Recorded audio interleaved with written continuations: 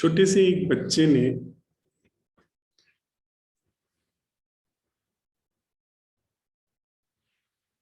अपनी माँ से जब वो पहली बार दूर गया, पहली बार उसने समुद्र का किनारा देखा। वह तो बिल्कुल भाव विभोर हो गया और उसने समुद्र की लहरों के बीच में से जब सूरज को उगते देखा, उगते सूरज की किरणों को लहरों पर नाचते देखा, उसको भरोसा न आया कि यह जगह भी है, ऐसा भी होता है, ऐसी भी दुनिया है। वो भोर की हवा, वो ठंडक, वो अद्भुत सौंदर्य, उसको तत्क्षण ख्याल आया अपनी माँ का। उसने अपनी माँ को पत्र लिखा और कहा कि यहाँ से मैं थोड़ी सी ताजगी, थोड़ी सी हवा, थोड़ा सा सौंदर्य आपको भेज रहा हूं। इसको आप जब महसूस करेंगे, इस लिफाफे को खोलेंगी, तो आपको एहसास होगा कि मैं कितनी सुंदर जगह पर आ पहुंचा हूं। उसकी माँ ने वो पत्र मिला जब तब खोला, उसे पढ़ा, पर वहां पर तो कुछ नहीं था। वो तो अगर कुछ वहां रखा भी होता तो वो तो दुर्गंध हो गई होती, उतने दिन बंद लिफाफे में पड़े रह करके। पर उसकी माँ ने वह आशय समझ लिया कि जैसे भाव दशा में, जैसे आत्मविभोर होकर के उसने पत्र लिखा था, जैसे उसके शब्द थे, उसने उसके आशय पढ़ ली और उसने भी पत्र वापस लिखा कि जो तुमने भेजा था उससे मैं अभिभूत हो गई, उससे मैं बिल्कुल भी आनंदित हो गई हूँ। मेरे जीवन में ऐसा कभी कुछ नहीं हुआ, मैंने कभी ऐसा सुंदर दृश्य नहीं देखा, ऐसी भोर नहीं देखी, ऐसी भोर की ताजगी नहीं देखी। वो सब उसने अपने बेटे को लिखा।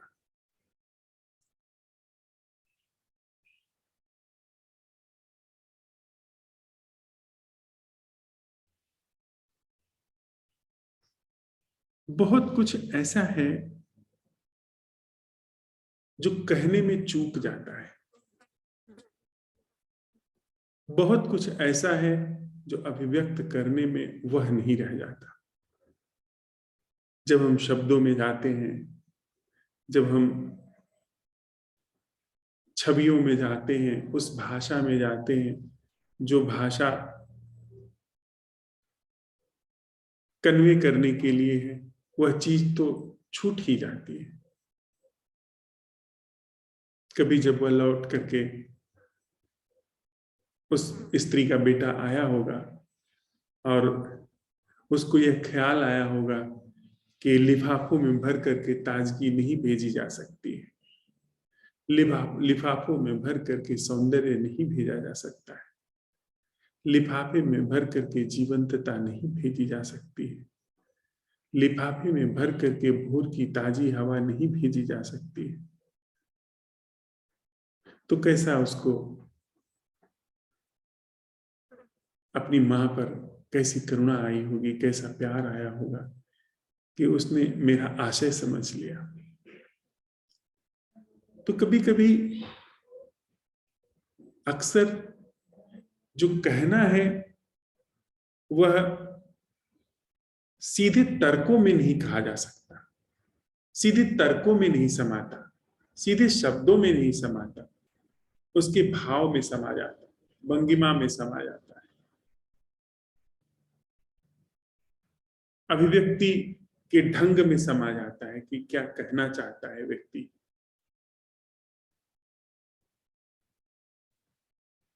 हम लोग सुबह इस प्रश्न के साथ विदा हुए थे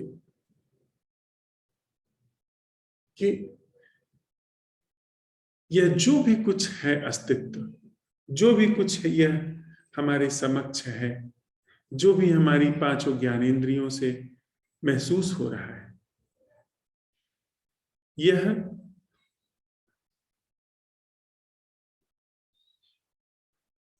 बिना वाले के, बिना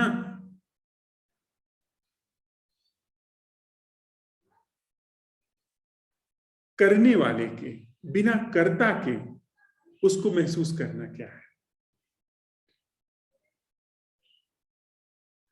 वह उपस्थिति क्या है जिसमें कोई उपस्थित होने वाला नहीं? हमारी पांचों ज्ञानेंद्रियों के समक्ष, जिसमें देखना, देखने में बिना देखने वाले के देखना, सुनने में बिना सुनने वाले के सुनना, स्पर्श महसूस करने में बिना स्पर्श महसूस करने वाले के महसूस करना, स्वाद, गंध, इन सब में बिना वाले के उपस्थित होना क्या है, मौजूद होना क्या है? और ठीक इसी तरह से भीतर, भीतर जो भी कुछ चल रहा है उसमें बिना वाले के उपस्थित होना क्या है? बिना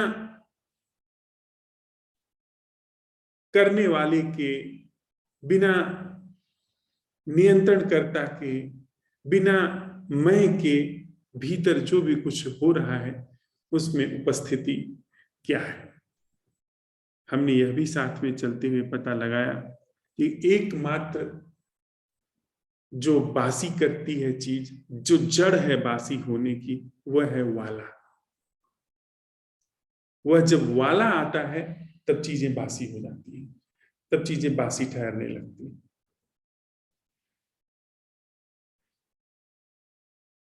तो बिना उस वाले के उपस्थित होना क्या है? हम बाहर से चलते हुए भीतर और भीतर करते हुए बाहर, जैसे सागर की लहरें अंदर और बाहर जाती हैं, इसी बात हमने इस अन्वेषण में सुबह से काम किया है। तो जो भी हमारे अनुभव में, जो भी बोध में आया है, उसको हम यहाँ साझा करते हैं और फिर इसके बाद जो भी कुछ हाथ में आता है उसके माध्यम से आगे बढ़ते हैं। और यह मैं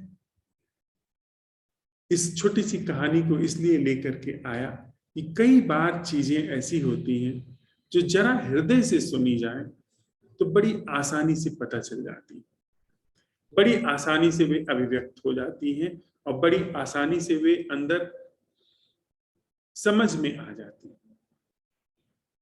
इस पूरी संरचना, इस पूरी अटेंडिंग के पीछे जिस पर हम काम कर रहे हैं, जिस पर आज भोर में हमने सवाल उठाया था, इस अटेंडिंग के पीछे कुछ है जिसकी तरफ इशारा है। कोई ऐसी कला, कोई ऐसा जीवन है जिसकी तरफ इशारा है। हर बैठक में, हर ढंग से, हर तरह से किसी ऐसी चीज की तरफ इशारा किया जा रहा है जो कि बिल्कुल समक्ष है, फिर भी हमको पता नहीं, और जिसे न जान करके हमारा जीवन जैसा है उसे हम जानते ही हैं, सब तरीके के भ्रमों और दुखों से रचा बचा है। तो वह उस संभावना के लिए भी एक जगह जो हृदय की, वह जैसे पत्र पढ़ करके जो उसने भाव भेजे थे और उसने वो भाव भी पढ़ लिए उस माँ ने, वैसे ही कुछ यदि कुछ शब्दों में न पकड़ में आता हो तो कुछ जो अनकहा जो भाव में है, वह भी धीरे धीरे हम पकड़ने में संवेदनक्षम होने लगे। उस संभावनाओं को भी थोड़ा हम ध्यान में रखें। तो सुबह से जो हम लोगों ने अवलोकन किया है, परीक्षण किया है, जो भी ये प्रश्न उठाया है, उस पर थोड़ा जो भी हमारा अवलोकन सामने आया है उसे यहाँ साझा करते हैं।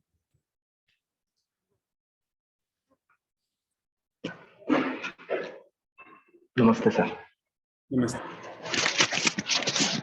और आज तो वापस गर्मी लौट आई है, यहाँ पे फिर से गर्मी हो गई है। बाहर से बच्चों के खेलने की आवाज आ रही है, उसमें भी सबसे तेज मेरे भतीजे की आवाज आ रही है, वही चिल्ला रहा है। वातावरण में सर किसी तरह की कोई गंध नहीं है, और ठीक है, थोड़ा मौसम गर्म हो चला है वापस।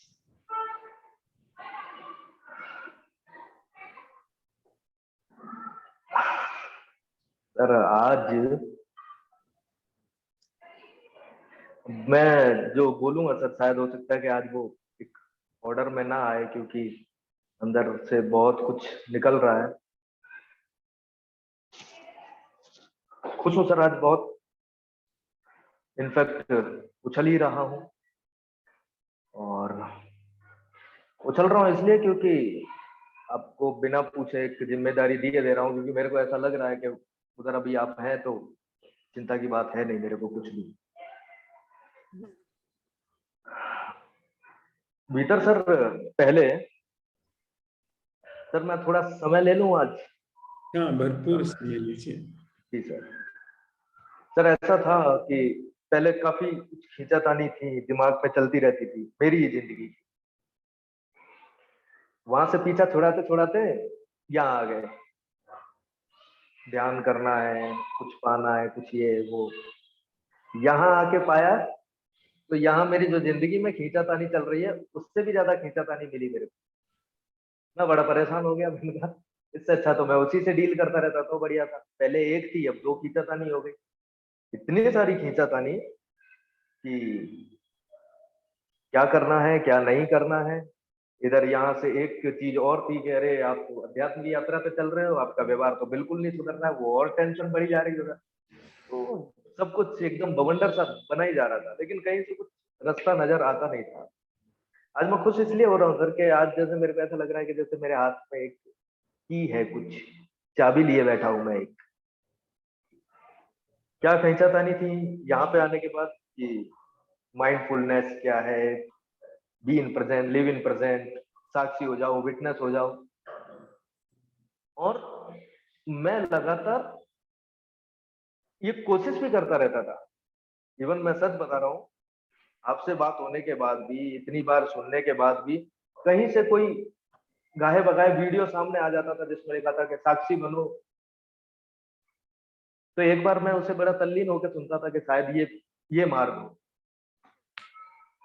पर आज जैसे ये माइंडफुलनेस, जो भी साक्षी होना है और ये सब जो है वो विश्राम ले गया है सब फाइनली। यहाँ पर जब ये सब शुरू हुआ, अध्यात्म वगैरह जो भी, इससे पहले वो मतलब मैं बस इतना समझ लीजिए सर कि मैं घर से नहीं निकला था कि मैं कहीं निकल जाऊं घर से। इसके अलावा जो करना हो सकता था वो करना, कई लोगों से मिलना, वीडियो सुनना, संपर्क साधना उनसे, कहीं पैसे की जरूरत आ पड़ रही है तो वहां पैसा भी लगाना, बौद्ध साहित्य पढ़ना, दुनिया भर की किताबें पढ़ना, वो सब कर लिया। मेरे समझ में इन्हीं बीच क्या हुआ था सर, कृष्ण मूर्ति जी का एक कोई वीडियो मैं सुन रहा था। एक तो वो इंग्लिश बोलते थे तो मेरे को तो माशाल्लाह इंग्लिश इतना समझ में आती भी नहीं थी, और फिर वो सिंपली एक दिन ऐसे कुछ बोल रहे थे एक वीडियो में कि क्या आप अ, किसी भी पेड़ को बिना धारणाओं के, बिना डर के, बिना चिंताओं के, बिना नाम दिए देख सकते हैं। मैं मन में बोल रहा हूँ यस, देख सकता हूँ, और तुरंत देखना चालू भी। मेरे को समझ में भी नहीं आ रहा था कि वो मेरी कोई एबिलिटी का टेस्ट नहीं ले रहे हैं। मैं कोई एबिलिटी का टेस्ट देने नहीं बैठा हूँ कि जैसा वो कह रहे हैं वैसा मैं देख सकता हूँ कि नहीं देख सकता हूँ। पर मैंने तो इसे अपना ऐसा लिया था कि नहीं, ये मेरी योग्यता जांची जा रही है, मैं ऐसा कर सकता हूँ कि नहीं कर सकता। और फाइनली फ्लॉप। और जब फ्लॉप हो गया तो मैंने उनको टाटा बोल दिया, बाय बाय कर दिया। मैंने कहा नहीं, ये आप मेरे को समझ में नहीं आएंगे। अब मेरे को समझ में आ रहा है कि वो सिंपल सी एक चुनौती जो है वो चुनौती दे रहे थे, और वो बखूबी ये चीज जान रहे थे कि इस चुनौती में कोई पास हो नहीं सकता। पास नहीं हो सकता तो गिरेगा, गिरेगा तो बस फिर कुछ और कहने की जरूरत नहीं है। मेरे को ये चीज आज ऐसे समझ में आ रही है जिसकी मैं आपको क्या बोलूं। मतलब है सब ये आपकी वजह से, all because of you.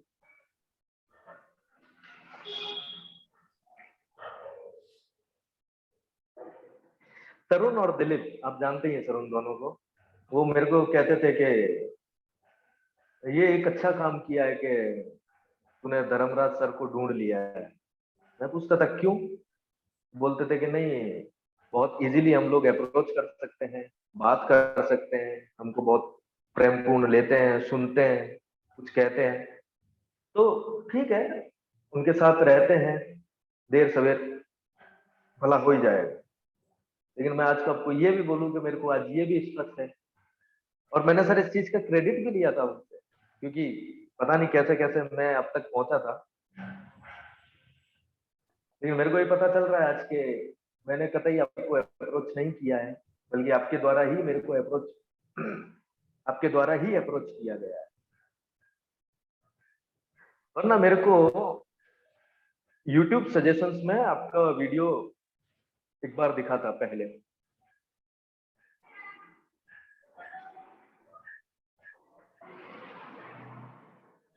Actually मेरे को जो लगता था कि मेरे अंदर एक बहुत बड़ी कमी है कि मैं बहुत जल्दी कन्विंस हो जाता हूँ, बहुत जल्दी बात मान लेता हूँ। और मैं इस चीज से परेशान भी था, लिटरली परेशान था कि यार कैसा भी कुछ हो कि मैं बात मानना छोड़ दूं। लेकिन देखिए ना सर, वो आपका जो वीडियो था उसका टाइटल था स्वयं को देखने की कला, और उस टाइटल से मैं कन्विंस हुआ। वीडियो देखा, जितनी उस समय समझ थी, जितना जो भी था उस हिसाब से मैंने उसको ग्रेस्प करने की कोशिश करी थी, लेकिन मेरे को समझ में नहीं आया। फाइनली फिर बस इतना समझ में आया था कि कुछ बात काम की हो रही है यहाँ पे। लगातार दो चार वीडियो देखे और एक दिन तय कर लिया कि नहीं, आपसे कैसे भी करके कांटेक्ट करना है। अब मैं कहाँ कांटेक्ट करूं, कैसे ढूंढूं? तो मैं यूट्यूब पे कमेंट खंगालने लगा कि कहीं तो कुछ ऐसा लिंक मिलेगा जहां से। और देखिए सर, वहां पर आपका नंबर मिला, मेरा नंबर मिला। अब सबसे बड़ी बात के आप भरोसा नहीं करेंगे, मैं इंट्रोवर्ट टाइप का आदमी, एकदम से मैं अनजान इंसान से बात नहीं कर पाता, लेकिन मैं वो बात भी कर गया वहां पे। और उसके बाद भी आप मेरे से कहा, मेरे को अच्छे से याद है, आपने पहले मीटिंग में मेरे से यही कहा था कि अगर आप इतना यहाँ वहां वहां यहाँ यहाँ जा रहे हो, तो मेरे पास भी आए हो तो कुछ पाने की इच्छा से मत आना, मेरे पास भी आपको निराशा ही हासिल होगी। मेरे को अच्छे से याद है, ये आपने ऐसा बोला था। लेकिन मैं लगा रहा, देखता हूँ सुनता हूँ क्या है। आपके वीडियोस देखता था, उसके वीडियोस में मैक्सिमम मैक्सिमम टाइम ऐसा होता था कि जैसे हम अब भी कर रहे हैं, अपने आसपास क्या हो रहा है वो उसका विवरण दिया करते थे। मैं सोचता था, मैंने कहा ये विवरण की जरूरत क्या है? पहाड़ है, बर्फ है, चाय के बागान है, लीची है, ठीक है, एक बार हो गया, दो बार हो गया, तीन बार हो गया, हर वीडियो में क्यों कहते हैं? मैं तो सर, आप मानेंगे नहीं, मैं उस पोर्शन को फॉरवर्ड करके देखने लग गया, आगे निकाल। मैं आज आपको कह सकता हूँ कि वो बात मेरे को आज पता चली है कि ये मुझे लग रहा था कि वो दोहरा रहे, पर आप उसे शायद पहली बार ही देख रहे थे, रोज पहली बार ही देख।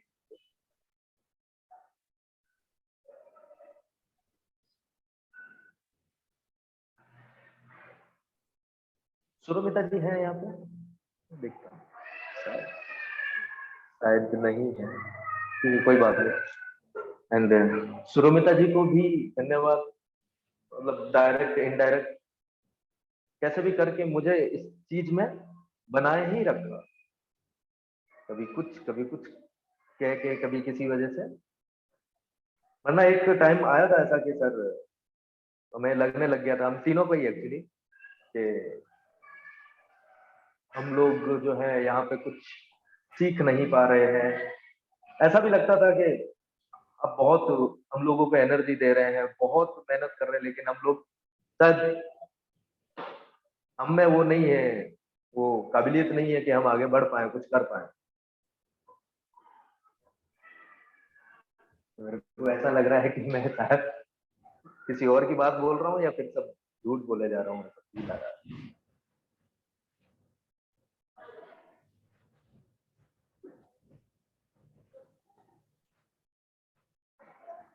सर आज आप जिन वाले की बात कर रहे, इतने सारे वाले बताए थे आपने, देखना, सुनना, शब्द, स्पर्श, रूप, रस, गंध, यहाँ से उठने के बाद वो सिर्फ 5 नहीं, बहुत सारे वाले मेरे को दिख रहे थे। यहाँ बैठने वाला, घर जाने वाला, ऑफिस के लिए तैयार होने वाला, नाश्ता करने वाला, बाइक ड्राइव करने वाला, ऑफिस में कस्टमर से डील करने वाला, और अभी आपसे बात करने वाला। इतने सारे वाले मेरे को दिख रहे थे, और भी कई थे।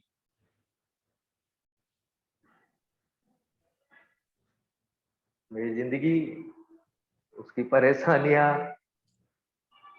मतलब कहते हैं ना, अपमान के घाव, कई चोटें, ये सब।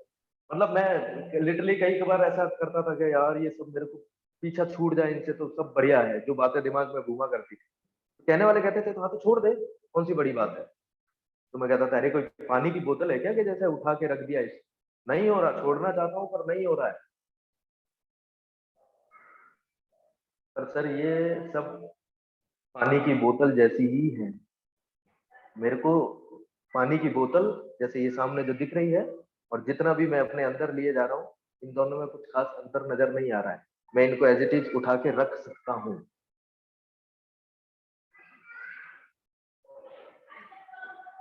इतने टाइम से मैं सोच रहा था कि मैं इसको छोड़ूं, छोड़ूं, ये छूट जाए तो अच्छा, ये छूट जाए तो अच्छा। आज आप मानेंगे नहीं सर, मैं शायद कहीं एक ऐसी जगह जाके खड़ा हो गया था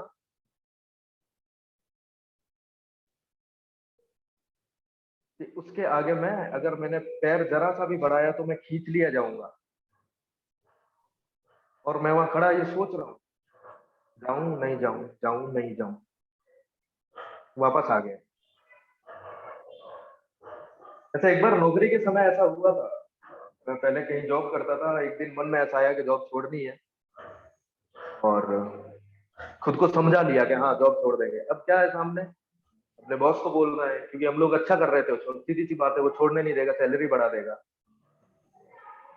घर वालों को कहना है कि जॉब छोड़ रहे हैं, वो कहेंगे अरे नौकरी मुश्किल से मिलती है, कर लो। लेकिन मैं सोच चुका था, तब ये पड़ाव थे जो मुझे पार करने थे। बॉस को बोलना है सैलरी बढ़ाएगा, कुछ भी करेगा, मना करना है। घर वालों को बोलना है नौकरी छोड़ना है। ये सब मैंने मना लिया, और एक दिन जिस दिन मैं रेजिग्नेशन देने जा रहा था, उनके ऑफिस के गेट के बाहर खड़ा था, तो वहां खड़ा होते ही इतने टाइम से मैं खुद को समझा रहा था कि समझा ही लिया था कि छोड़नी है। और जब मैं ऑफिस में एंटर हो रहा था, मेरे को पहला थॉट ये आया था, गलती कर रहा हूँ। और वो कुछ ऐसा जर्क ऐसा था कि मैं फिर ज्यादा रुका नहीं और सीधा अंदर घुस गया। जो भी था अपना रेजिग्नेशन वगैरह देके बाहर आ गया था। लेकिन आज वो जर्क काम ही नहीं किया सर, मैं उस जगह पे खड़ा देखता रह गया। मेरे को पता था कि ये सब अभी थोड़ी देर में ये सब खत्म हो जाने वाला है, सब खत्म हो जाने वाला है, बिल्कुल खत्म हो जाने वाला है।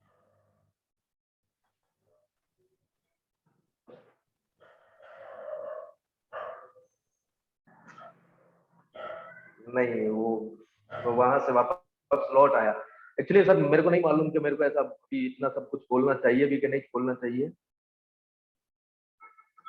लेकिन तो बोल इसलिए रहा हूँ कि सर शायद हो सकता है कि मैं कल के बाद से अवलोकन भी ना दे पाऊँ अपना।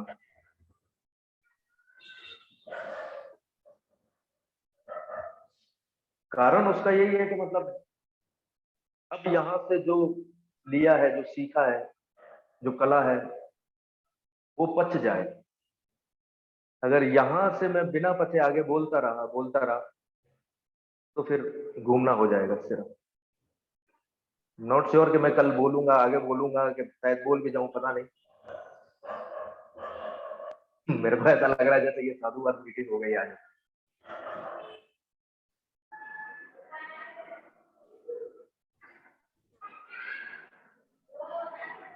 Thank you so much sir, so much sir. बहुत कुछ जो शब्दों में नहीं कहा जा सकता है। अक्सर जब हमारे पास कुछ बहुमूल्य होता है तो फिर शब्द बड़े ओछे पड़ जाते हैं। शब्द अपनी सीमा दिखा देते हैं कि भाई हम असमर्थ हैं। ठीक ही है अनिल, बहुत शुभ हो रहा है, बहुत अच्छा है। वह जो पुरानी एक कहावत है चाइनीज कि परमात्मा जब तक हमारी ओर बढ़ता नहीं है तब तक हमारे अंदर उसके प्रति प्यास भी नहीं पैदा होती है। और यह प्यास का बढ़ना, यह प्यास का पैदा होना, हम ही थोड़ी, हमारे ही प्रश्न थोड़ी आगे बढ़ रहे हैं, वह भी अपने द्वार खोल रहा है। तो कभी यह सब चीजें अनायास उद्घाटित होना, समझ में आने लगना, कुछ इस बुद्धि के पार है उसकी झलक आने लगना, ये सब शुभ लक्षण है। और जैसे हम कभी भोर में चाय के बागान की तरफ जाते हैं तो पंछियों के गीत सुनाई पड़ने लगते हैं, खुशबू आने लगती है वहां जो फूलों के पेड़ हैं, ताजगी आने लगती है कि बस्ती से आप निकल करके जब उधर जाते हैं तो बस्ती में चारों तरफ जो एक निर्जीवता सी है वो आगे बढ़ने पे सजीव होने लगती है।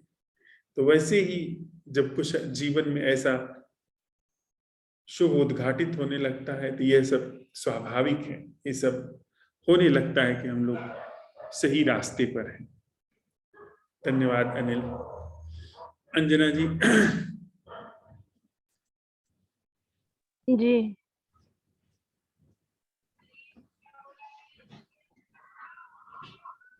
हम्म,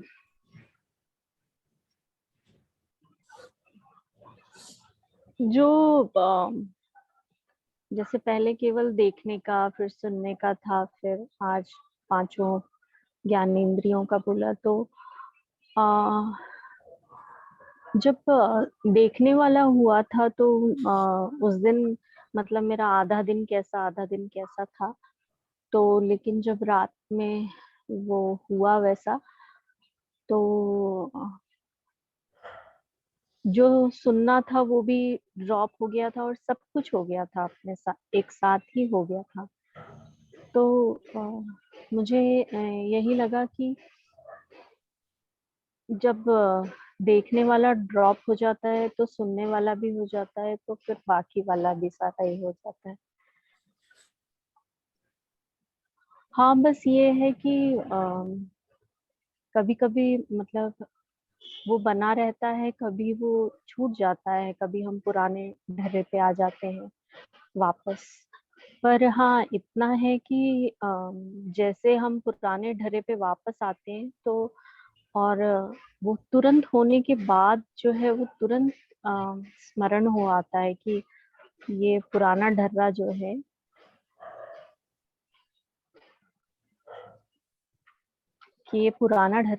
ये आ गया है, तो उसकी पहचान हो जाती है। अम, अभी बस यही है कि वो छिटकता, कभी छिटकता महसूस होता है, कभी गहरा महसूस होता है। हाँ, पर ये है कि जब छिटक जाता है तो वो भी पता चल जाता है कि छिटक गया है। तो ऐसे ही चल रहा है। धन्यवाद अंजना। जी, भावना जी। प्रणाम भैया। प्रणाम। यहाँ पे सायकाल खुल गई है, सूरज अस्त हो गया है। यहाँ पे सामने पहाड़ दिख रही है, धुंध से दिख रही है पहाड़ों से, क्योंकि थोड़ी बादल भी है तो आवाज आ रही है पक्षियों की। और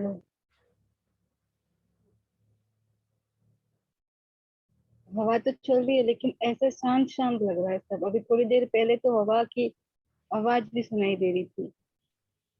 और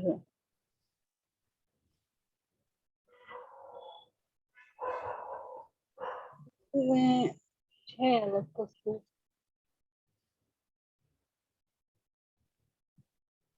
क्या है समझ नहीं आती कुछ है। और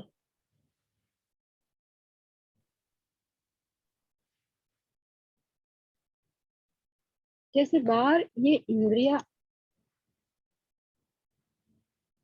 पे जो घटित हो रहा है वो दिख रहा है, वैसे भीतर भी है, लेकिन अ,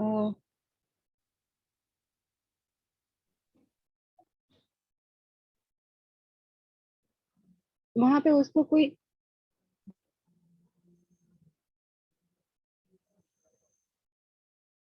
मम्मी के साथ में बैठी थी तो मम्मी वही पुरानी बात करी थी, तो फिर मुझे मुझे लगा कि नहीं, आज मम्मी को कुछ बोलना नहीं है मुझे। मम्मी को आज जो भी पुरानी बात बोल रही है तो उसको मतलब अतीत की बात बोल रही है तो उसको संगीत की तरह सुनना है और ऑब्जर्व करना है। तो फिर मैं सुन रही थी, प्रश्न के साथ में थी। और फिर देख भी रही थी बिना प्रतिक्रिया के। फिर मम्मी बोल रही थी, अचानक से मेरे मुस्कान आ गई मुझे। और मम्मी की भी ऐसे थॉट्स गायब ही हो गए थे, तो कुछ अपने आप ही बोलना बंद हो गई, तो उसके ऊपर भी मुस्कान आ गई। फिर पता नहीं टॉपिक ही कहाँ चला गया, ऐसा हुआ। फिर वो आज मैंने वो देखा, मतलब कि यूट्यूब पे देख रही थी ऐसे ही, तो वो पता नहीं मेरे दिमाग में एक मतलब थ्योरी बैठी हुई है 11-11 की। यूनिवर्स से कांटेक्ट होता है 11-11 जब टाइम होता है तब। फिर बाद में ऐसे ही माइंड में आया कि ये 11-11 भी तो इंसान ने ही बनाया है, मतलब वो भी तो उनके ही दिमाग की थ्योरी है। मैंने अपने मोबाइल पे रखा था 11-11, फिर हटा दिया। मैंने बोला ये भी तो इंसान के दिमाग की उपज है। मतलब जीवन में से तो कोई ये आया है कि नहीं आया है पता नहीं, लेकिन मुझे ऐसे ही दिख रहा था। फिर उसके बाद में अभी जब मैं यहाँ पे बैठी हूँ तो पंछी जा रहे थे तो मतलब एक अजीब ही खुशी फील हो रही थी उनको देखकर। अ, पता नहीं आज खुशी सी फील हो रही है, कुछ भी देख रही हूँ तो खुशी फील हो रही है। और वैसे अ, बस और तो कुछ नहीं। Thank you. धन्यवाद भावना। थैंक यू भैया। जय माँ।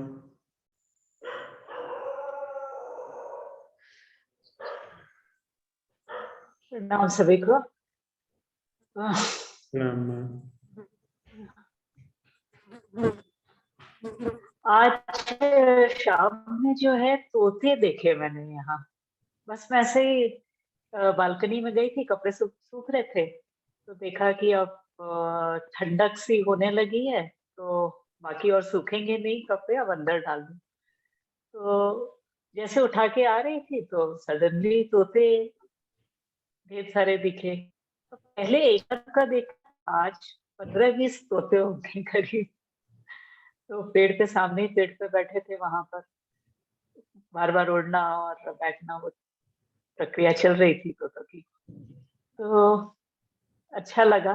इससे पहले मैसूर में एक बार ध्यान आ गया कि मैसूर में देखे थे, वहां तो मतलब हजारों तोते, इतने तोते देखे थे। तो आज का दिन मैंने थोड़ा सहजता से ही रहा। प्रश्न तो अंदर है लेकिन दिन सहज भाव में रहा। और व्यवहार में और अपने अंदर जो वॉच करना है वो सब चलता रहा प्रक्रिया, लेकिन बहुत एफर्ट लगा के नहीं किया, मैंने छोड़ दिया। तो अच्छा रहा। और अभी मैं देख रही हूँ कि किसी से बात करने का मन नहीं करता था, तो ये 1-2 दिन से देख रही हूँ कि फोन पे जो बात कर रही हूँ सहज रूप में बात हो रही है। तो कितना साफ साफ समझ में आ रहा है कि जो कुछ था वो तो अपने ही अंदर था, बाहर क्या था। बाहर तो सब कुछ वैसे ही है, अभी कोई फर्क नहीं पड़ा। तो कुछ चीज, बस एक ही चीज लगती है कि कुछ रूटीन होना बहुत जरूरी है। बिना कुछ करने के ऐसे ही तो रहना संभव नहीं हो सकता, और व्यर्थ भी है ना जीवन, अगर आपके पास कुछ करने को है नहीं। और संतुष्ट हो, आप तृप्त हो, व्यवहार भी अच्छा हो रहा है, किसी से कोई गिला नहीं है, शिकवा नहीं है। 100% अभी वो स्टेज नहीं आई है मेरी, लेकिन मतलब वो जब आ जाएगी उसके बाद शायद अपने आप कुछ होगा। लेकिन अभी ऐसा मन में ख्याल बार बार आता है कि कुछ तो करने के लिए होना चाहिए बस। करने के लिए इतना प्रश्न उठाने की कला है ना हमारे पास। इतना बड़ा करना है कि सारा करना उसमें समा जाता है।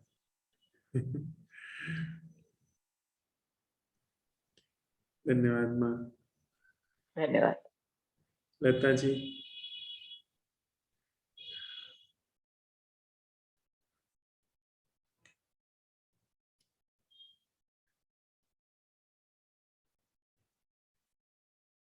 प्रमीला जी। जी नमस्कार सबको। नमस्ते। मैं इस वक्त ट्रेन में हूँ और नेटवर्क बार बार जा रहा है। थोड़ा ये जो कला जो है सुनने वाली, जो सुबह बात की थी, उस प्रश्न के साथ सही मैं दिन में पूरे वक्त तो नहीं, लेकिन वो रह के आ रहा था बार बार। और मेरे पास, मुझे समझ में नहीं आ रहा कि मैं इसके लिए क्या कहूँ। बस शब्द हो जाती हूँ कभी कभी। अभी बस इतना ही। धन्यवाद प्रमीला। लता जी। हाँ, नमस्ते सभी को। नमस्ते। हम ये देखते हैं कि देखते देखते जो चीजें हमें पकड़ में नहीं आती थी या देखने में नहीं आती थी, उसकी एक भीतर ऐसी पीड़ा सी थी कि क्या चीज है जो नहीं पकड़ में आ रही है, या क्या चीज है सब कुछ जानने के बाद भी नहीं जाने आ रही या नहीं समझ आ रही है। जब सोच वो चीज देखने वाले को भी देखना है, मुझे पहले तक कब पकड़ में नहीं आई कि कैसे देखा जा सकता है और किससे शेयर करे कि क्या चीज है जो देखने वाले को भी देखा जा सकता है। फिर इस बार कार्यशाला में ये चीज देखने में आई, जो भीतर चल रहा है, सोच विचार के द्वारा चल रहा है, उसे देखना, हर मोमेंट टू मोमेंट देखना। और ऐसे हुआ कि अभी ये चलाने वाला या खुद को चलाना ये तो मुश्किल चीज हो गई, अपने आप सब कुछ चल रहा है।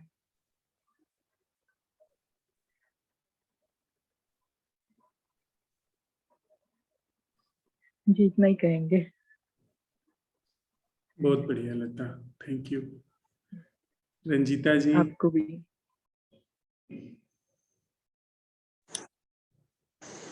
Good evening. Very good evening.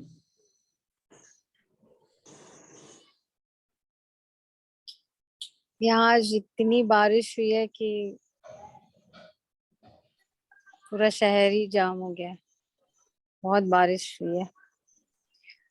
मतलब मुझे लगता है 1 हफ्ते बाद आने वाला था मॉनसून, तो पहले ही आ गया। तो हवा बहुत अच्छी और ठंडी है, और बरसात के बाद जो फ्रेशनेस होती है वो है, मिट्टी की खुशबू भी है।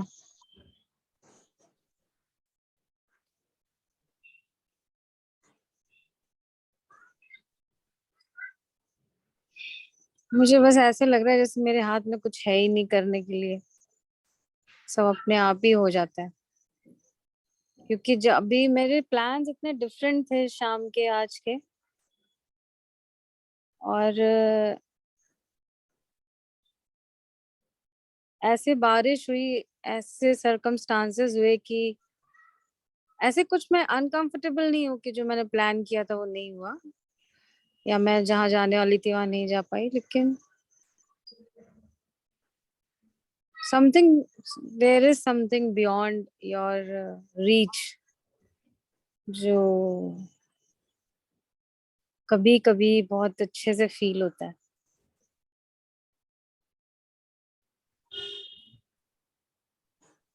बहुत इतना न्यूट्रल फीलिंग है कि बस फील करने में ही मतलब क्या कहें, बहुत न्यूट्रल फीलिंग है।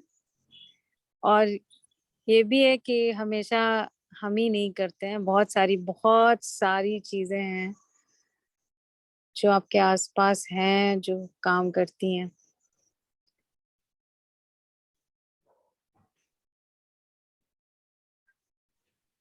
वो उस समय प्रश्न भी नहीं याद रहता, अपने आप ही वो प्रश्न और फीलिंग और सब कुछ एक साथ ही घट जाता है।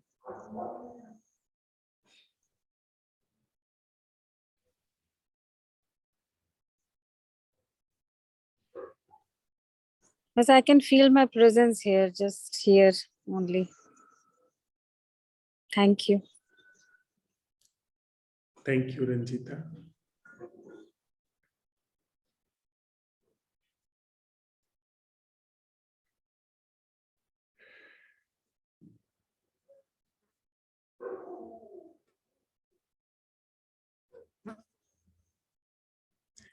छोटी सी एक कविता मैं सुनाना चाहता हूँ।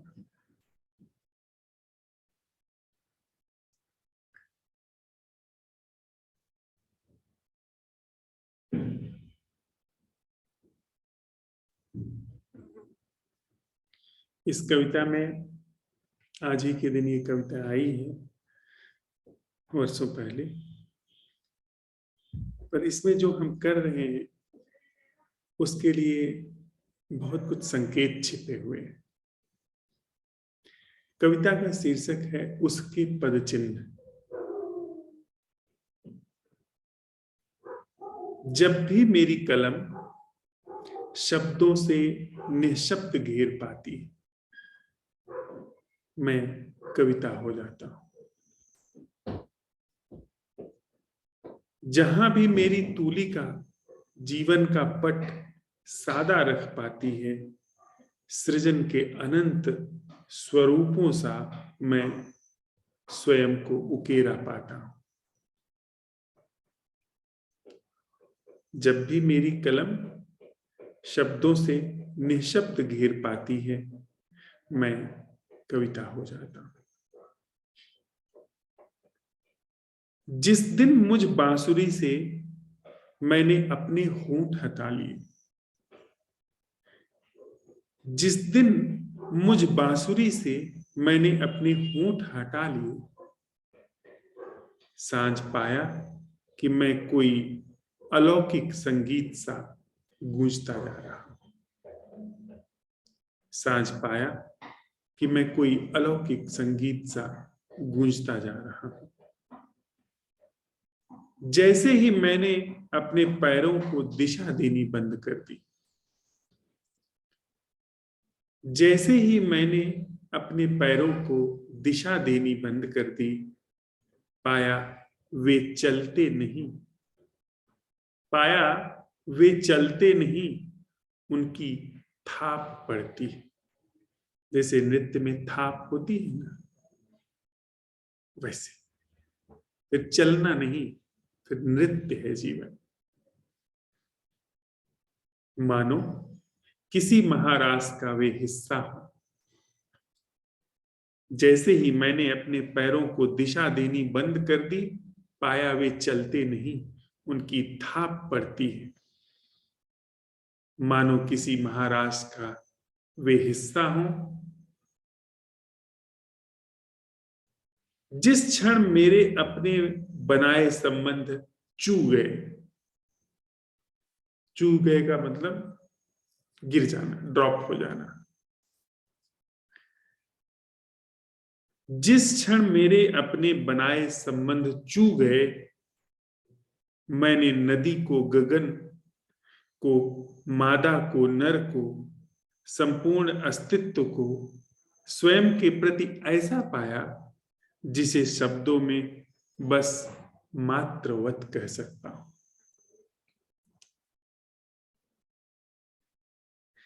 जिस क्षण मेरे अपने बनाए संबंध चू गए, मैंने नदी को, गगन को, मादा को, नर को, संपूर्ण अस्तित्व को स्वयं के प्रति ऐसा पाया जिसे शब्दों में बस मात्रवत कह सकता हूं। जैसे जैसे उसके चरणों की आहट मैंने तीव्र होती सुनी, जैसे जैसे उसके चरणों की आहट मैंने तीव्र होती सुनी, वैसे वैसे स्वयं को अनुपस्थित होता पाया। वैसे वैसे स्वयं को अनुपस्थित होता पाया। पुनः जब मैंने अपनी उपस्थिति पाई है, पुनः जब मैंने अपनी उपस्थिति पाई है, उसके चरण चिन्ह अपने हृदय पर सजे देखता। उसके चरण चिन्ह अपने हृदय पर सजे देखता। जब भी मेरी कलम शब्दों से निःशब्द घेर पाती है, मैं कविता हो जाता। सारा राज इस कविता में छिपा हुआ है, सारा रहस्य इस कविता में अभिव्यक्त हुआ है जो मनुष्य के जीवन का है। यह अस्तित्व एक कविता जैसा है, इसीलिए तो वैज्ञानिक इसे समझ नहीं पाएगा। इसमें काज एंड इफेक्ट के जो सिद्धांत समझे जाएंगे, खोजे जाएंगे, वे देर अबेर वे सारे सिद्धांत झूठे हो जाएंगे। वैज्ञानिक खोज तो ऐसे ही चलती है ना, कि कभी कोई नियम, कभी कोई सिद्धांत खोजा जाता है और बाद में पाया जाता है उससे गहरा कोई नियम, कोई सिद्धांत खोज लिया गया, तो पीछे का खोजा हुआ नियम और सिद्धांत वह पुराना पड़ जाता है। वस्तुतः जीवन कविता जैसा है। अगर कहना ही हो तो कविता जैसा है,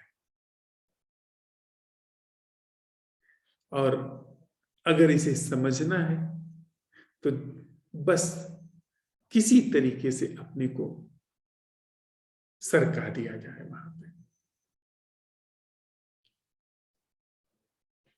कविता कह रही है कि जब भी मैं निःशब्द को घेर पाता हूं, मैं क्या करूंगा? शब्दों में गति कर सकता हूं। करने वाला सिर्फ शब्दों में गति करता है। निःशब्द कैसे घेरता है? जब मैं प्रश्न उठाता हूं और निःशब्द जो है वहां पर जगह पाता है। निशब्द को अवसर मिलता है। जब मैं ये सवाल उठाता हूं कि बिना देखने वाले के देखना क्या है, और वहां जो दर्शन उद्घाटित होता है बिना देखने वाले के, कविता हो जाती है। जीवन कारण और प्रभाव की श्रृंखला का हिस्सा नहीं रह जाता। ऐसा ऐसा हुआ तो ऐसा होगा, ऐसा ऐसा हुआ तो ऐसा होगा, ऐसा कोई काज इफेक्ट का वहां सिद्धांत नहीं रह जाता, कारण प्रभाव का सिद्धांत नहीं रह जाता। एक गीत की तरह, कविता की तरह, और कविता में हमेशा एक ताजापन है, हमेशा एक ताजगी है। पर गाथा में कोई ताजगी नहीं। आप कोई कहानी पढ़िए, आप एक बार पढ़ेंगे, 2 बार पढ़ेंगे, उब जाएंगे। लेकिन गीत अगर तुकबंदी नहीं है तो जितनी बार पढ़ेंगे उतनी ही गहन उसमें अर्थ प्रकट होते चले जाते, वो भाषा नहीं होता है। तो गीत जो है वो अस्तित्व का कहीं न कहीं स्वभाव है।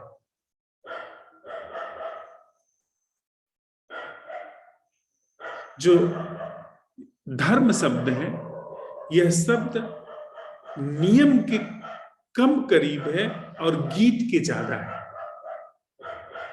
धर्म का एक अर्थ होता है नियम, परम नियम, ऐसा नियम जो बदलता नहीं, जो अटल है। लेकिन अगर कोई चीज बदलती नहीं है, अटल है, तब तो फिर वो पत्थर जैसी हो गई। सब कुछ पहले से तय है, सब कुछ पहले से अडोल है, तो उसमें फिर कोई, जैसे ईंटें रखी हुई हैं, ईंटें चिनाई हो गई है, दीवार बन गई है, वैसे ही तब तो फिर अस्तित्व है नहीं। जीवन नियम से गहरा है। नियम तो है, पर ऐसे नियम की तरह नहीं है जो मृत है, जो निर्जीव है। जीवन गीत के नियम जैसा है, संगीत के नियम जैसा है। तो जब हम प्रश्न यह उठा रहे हैं कि बिना वाले के अटेंड करना क्या है, अटेंडिंग बिना वाले के, हमारी जितनी 5 ज्ञानेंद्रियां हैं, इन 5 ज्ञानेंद्रियों से बिना वाले के अटेंड करना। हम सब लोगों ने सुबह प्रयोग किया था ना कि श्वास चल रही है, इस चलती हुई श्वास को पहले यह देखना कि मैं इसे होश में लूं, जो कि बहुत सरल है क्योंकि हमारा पूरा स्ट्रक्चर इस बात के लिए अभ्यस्त है। और फिर संकल्प छोड़ देना। हमारे संकल्प छोड़ देने से क्या श्वसन क्रिया छूट गई? नहीं, श्वसन क्रिया चल रही, पर अब वह अवधान में है, वह अब होश में। ऐसे ही कुछ स्वाद लेना किसी चीज का,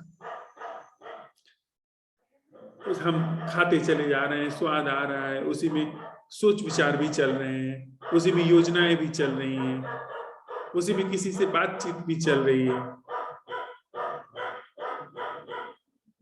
उसमें जान करके स्वाद लेना, जाग करके स्वाद लेना, और फिर बिना स्वाद लेने वाले के स्वाद लेना।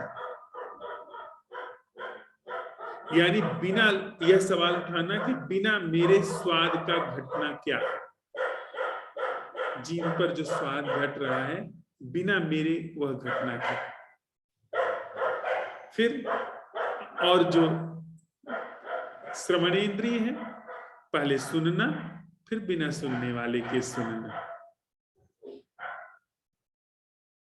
फिर और 2 ज्ञानेंद्रिय बची, स्पर्श और गंध। महसूस करना, हमें तो कुछ भी महसूस नहीं होता जब तक कि कुछ, जब बहुत सीमा के बाहर न हो जाए। सीमा के बाहर जब तक ठंड न हो जाए तब तक हमको हमारी त्वचा पे कुछ महसूस हो रहा है इसका आभास भी नहीं होता। तो जो भी अभी महसूस हो रहा है, कुछ न कुछ महसूस हो रहा है, कोई न कोई मौसम, कुछ न कुछ ठंड गर्म या ठंड गर्म के बिना का एहसास हो रहा है। तो एहसास करना, फिर बिना एहसास करने वाले के एहसास करना। गंध, कुछ न कुछ गंध बनी हुई है नाक पर, उसे होशपूर्वक वहां उपस्थित होना, जागना, और इसके बाद बिना जागने वाले के, बिना गंध लेने वाले के गंध लेना। यह जो लेने वाला है, यह अस्तित्व की जो ये विराट कविता चल रही है, अस्तित्व का यह जो विराट गीत चल रहा है, जो महारास चल रहा है, उसमें बाधा है लेने वाला। और जैसे ही लेने वाले को हम इस कला से, यह बड़ी अद्भुत कला है। लोग, सुबह हम लोग बात कर रहे थे ना कि लोग अनंत अनंत उपाय करते हैं कि इस मैं से कैसे मुक्त हुआ जाए, क्योंकि मैं से जो मुक्त होने चला है वह भी मैं ही है। सारे उपाय उसने कर लिए, दान कर लिया, पुण्य कर लिया, गुप्त दान दे करके देख लिया, गुप्त पुण्य करके देख लिया, पर मैं तो बना हूं ना, कोई नहीं जानता है, मैं तो जानता ही हूं ना। कहने वाले कह रहे हैं, रहीम कहते हैं कि देनदार कोई और है, भेजत है दिन रैन, लोग भरम हम पर करे ताते नीचे नैन।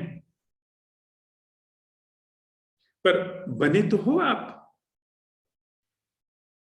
देने कोई और न जाने पर आप तो जानते हो ना कि आपने दिया है। आप तो जानते हो ना कि आप ध्यान कर रहे हो, आप तो जानते हो ना कि आपने किसी का कल्याण किया है, आप तो जानते हो ना कि आप पूजा कर रहे हो, भक्ति कर रहे हो। तो वह जानने वाले का कैसे वो विसर्जित हो? वह हजार उपाय करने के बाद भी वह नहीं विसर्जित होता है। लेकिन यह जो प्रश्न की कला है, यह अद्भुत, यह सच में ही अद्भुत रूप से काम करती है कि आप प्रश्न उठाते हो कि बिना वाले के अटेंड करना क्या है बाहर के जगत को, और साइमल्टेनियसली समान रूप से भीतर के संसार को। यानी जो भी कुछ जीवन है अंतस से लेकर के बाहर तक, यह वाले के कारण विभक्त रहा। और जैसे ही वाले के ऊपर प्रश्न उठा कि बिना वाले के इसे अटेंड करना क्या है, तो जो प्राकृतिक है वह तो बना रह गया, जो आरोपित है, अभिकल्पित है, वह मिटना शुरू हो गया।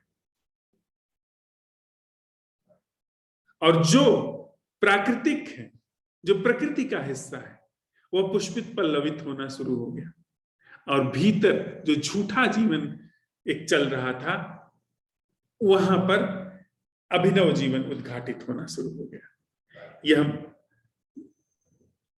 शुरू से, जब से इंसान ने थोड़ा सा भीतर प्रवेश किया है, उसने एक बात अनिवार्य रूप से कही कि खुद को जानो।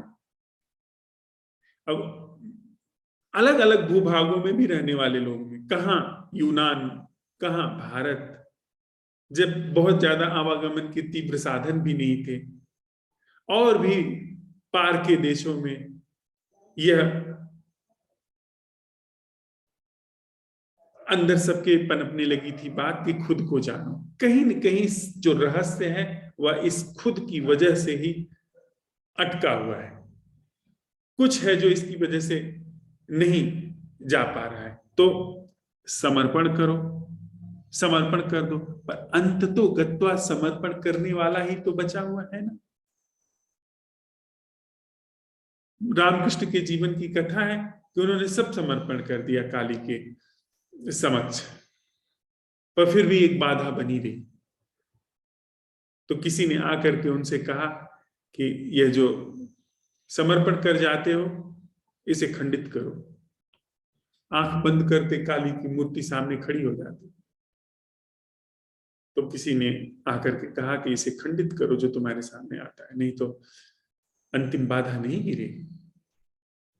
उन्हें बात समझ में आई, लेकिन करें भी क्या, भावपूर्ण व्यक्ति थे, आंख बंद करते सामने काली की प्रतिमा खड़ी हो जाती, बड़ी ही करुणामयी ममतामयी।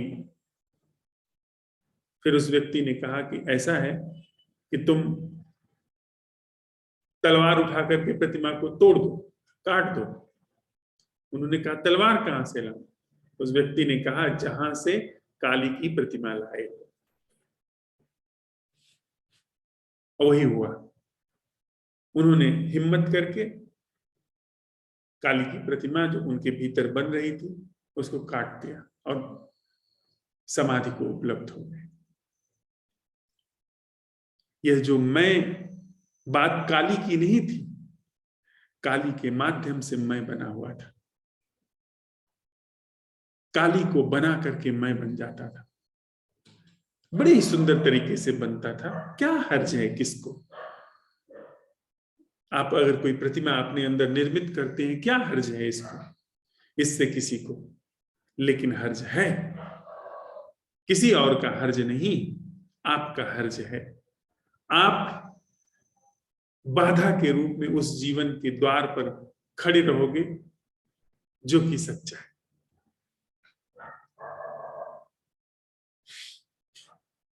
तो यह जो प्रश्न है जिसका उत्तर नहीं आता, उत्तर आने की जिसकी कोई संभावना नहीं, यह बड़े ही कुशल तरीके से पोंछ देता है जीवन को, जो कि मैं से युक्त है। उसे पोंछ करके और मैं से मुक्त जीवन उसके पोंछने में ही उद्घाटित हो जाता है।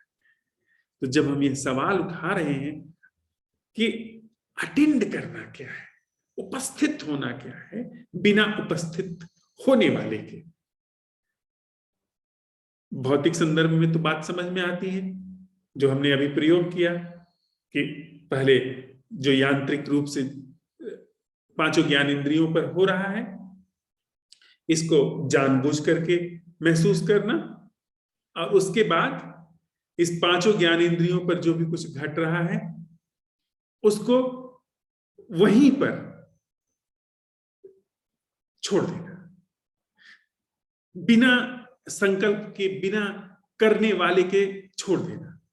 देखना कि मैं कुछ नहीं कर रहा हूं पर सब कुछ हो रहा है, सांस चल रही है, पर अब से पहले से अब में अंतर है कि बिना मेरे कुछ किए चल रही, मैं अक्रिय रूप से वहां हूं और मैं कुछ नहीं कर रहा हूं, सब कुछ हो रहा है। वैसे ही भीतर यह सवाल उठाना कि भीतर यह सुनना, भीतर यह देखना, भीतर का जो जगत है उसमें सुनना, देखना, महसूस करना, उसमें भी आप अगर गहराई से पाएंगे तो उसमें भी स्वाद है। आप रिकॉल करते हैं स्वाद कि कभी आपने कोई भोजन छका था जो कि बड़ा स्वादिष्ट था, कोई आप भोजन की याद करते हैं जबकि वो बड़ा ही खराब भोजन था, कभी आप कहीं गए हैं, कैसा सुहावना मौसम था, उसकी भी याद आती है, कभी आप कोई गंध आपको आई हो, किसी अद्भुत फूल की सुगंध आई हो, उसको याद करते हैं। तो भीतर भी गंध चल रही है, भीतर भी स्पर्श चल रहा है। यदि आप वहां पर यह प्रश्न उठाएं, हम आप साथ साथ यहाँ वहां प्रश्न यह उठा रहे हैं अपने अपने भीतर कि भीतर सुनना क्या है, भीतर देखना क्या है, तो सब कुछ वह जो स्मृति में संकलित है वह वहां पर एक्टिव रूप में होने लगेगा। और जैसे ही आप यह सवाल उठाते हैं बिना वाले के, यानी बिना सुनने वाले, बिना देखने वाले के देखना क्या है, और सब कुछ समाप्त, यानी आप समाप्त, परमात्मा वहां पर है। परमात्मा कहीं अतीत में नहीं, कहीं भविष्य में नहीं, कहीं अन्यत्र नहीं। परमात्मा जहां पर हम हैं वहीं पर विद्यमान है। यही विद्यमान है। यह हमारी वजह से वह बस ढका हुआ है। जैसे ही हम ये प्रश्न उठाते हैं वो उघड़ जाता है, पर हमें नहीं पता चलता, हमें उसका पता नहीं चल सकता। एक छोटी सी कहानी मुझे याद आती है। भगवान बुद्ध एक नगर के बाहर आकर के ठहरे हुए थे।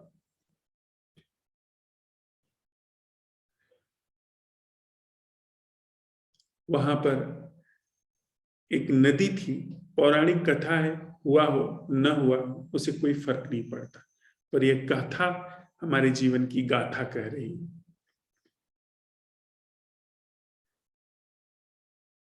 कथा कहती है कि अचिरावती नदी एक है।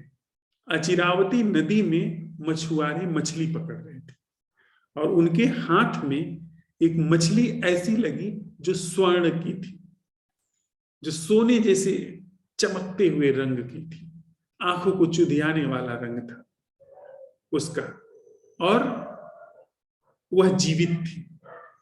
लेकिन बड़ी ही खराब बात उसकी थी कि भीषण रूप से उसके मुंह से बदबू आ रही थी, भीषण रूप से दुर्गंध आ रही थी। मछुआरे तो बिल्कुल चकित हो गए कि यह मामला क्या है, कि देह इतनी सुंदर और अंदर से बदबू आ रही है इसके मुंह से। उनको कुछ बात समझ में नहीं आई, राजा के पास लेके गए। राजा देखा, बहुत प्रसन्न हुआ कि सोने की मछली, लेकिन थोड़ी देर में उसका उत्साह ठंडा पड़ गया जब पूरे राजमहल में दुर्गंध फैल गई। उसने पूछा कि मामला क्या है, तो मल्लाह कुछ नहीं बता पाए। राजा ने भी अपने विद्वानों से पूछा, पुरोहितों से पूछा, मंत्रियों से पूछा, कोई उसका रहस्य नहीं बता पाया। रहस्य कोई भला कैसे बता सकता है? रहस्य तो वह बता सकता है जिसे थोड़ा तत्व दर्शन हो, जिसे थोड़ा अंतर्दृष्टि हो जीवन के संदर्भ में। वो एक क्षण में बता देता कि इसका रहस्य क्या है। उसने उसे एक द्रोणी में भरा, एक बर्तन में भरा, पानी डाल करके, और लिख के गया गौतम बुद्ध के पास। उन्होंने उसको देखा और मुस्कुराए।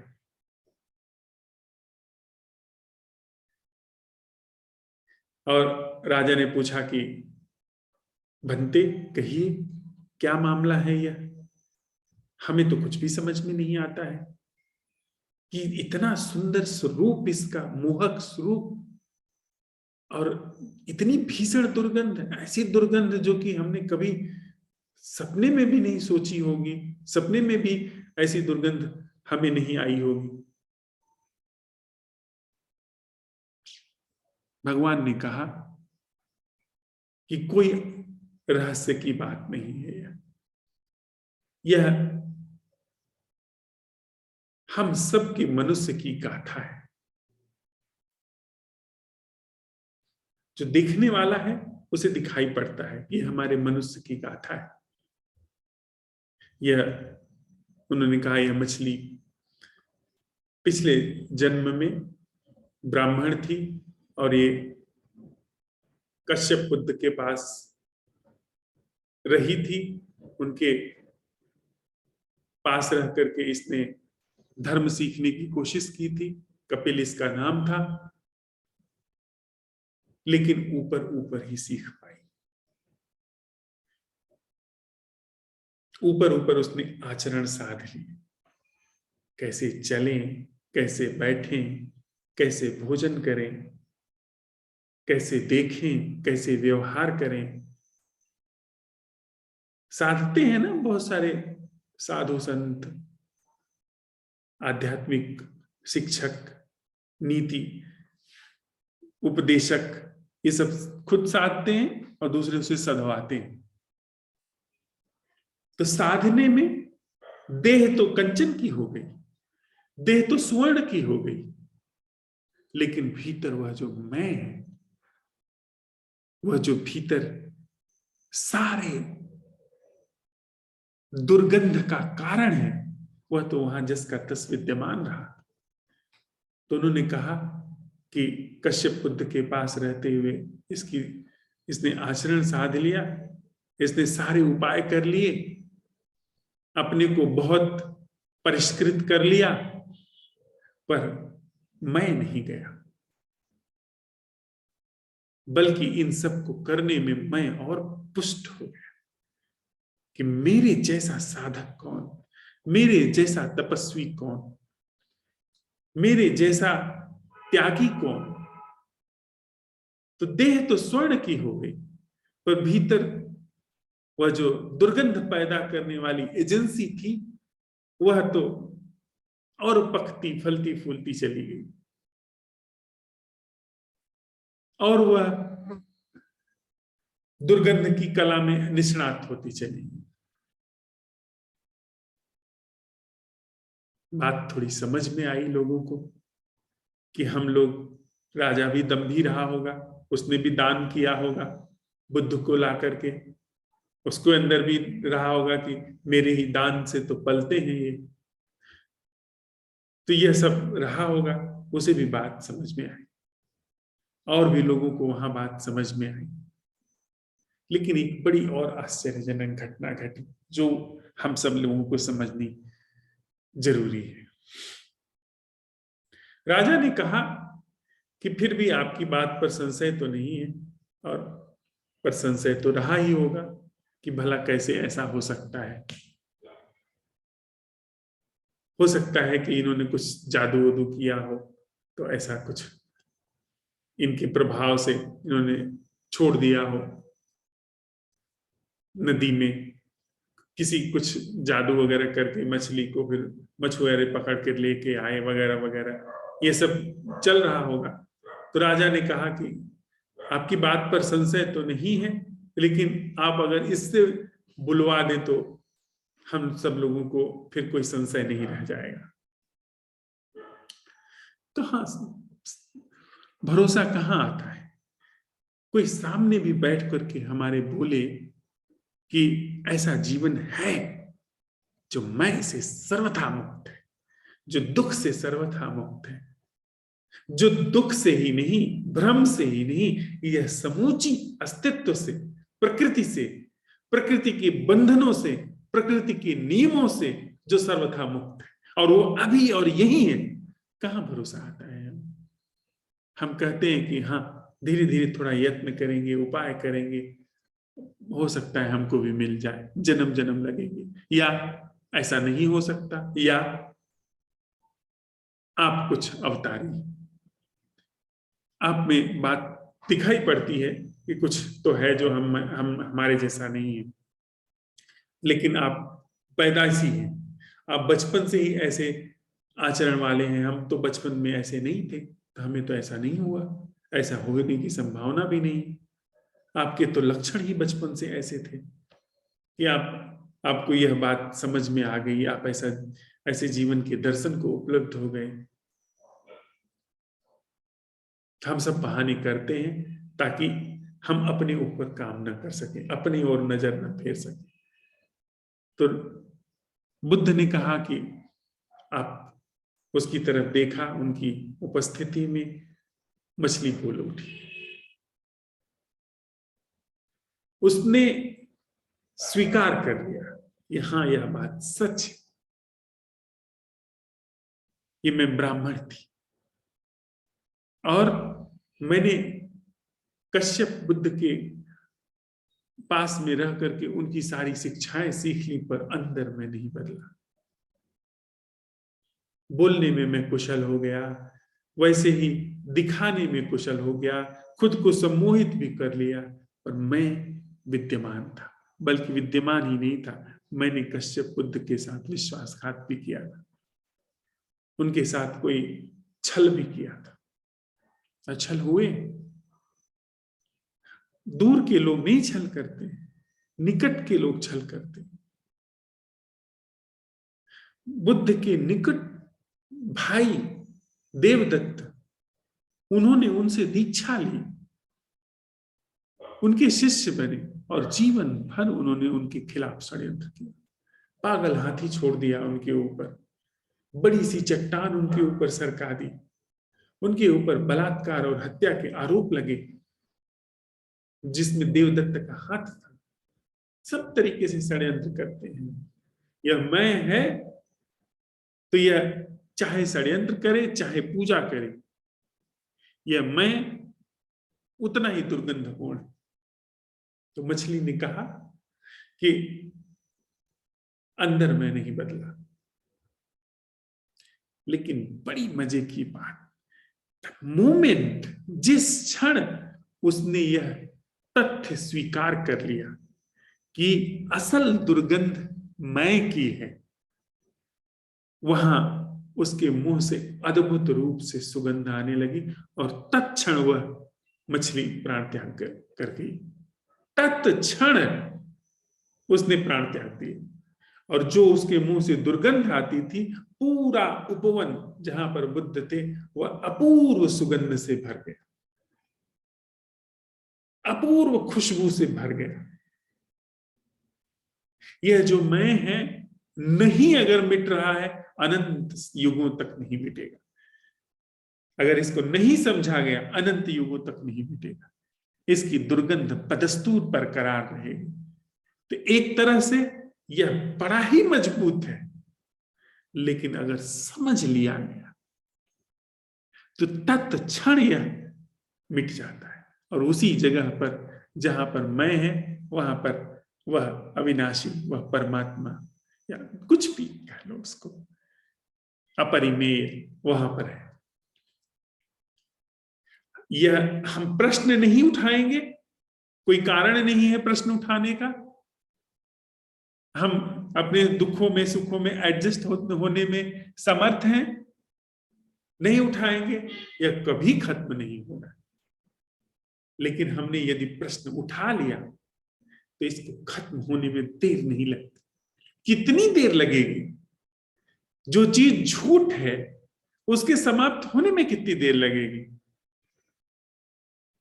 अभी आप देखिए कि जो भी कुछ आंखों के सामने दिखाई पड़ रहा है उसे अभी तक आप यंत्रवत देखते हैं, मशीन की तरह दिखाई पड़ रहा है, आंखों पर उसकी छवि बन रही है पर पता नहीं चल रहा है।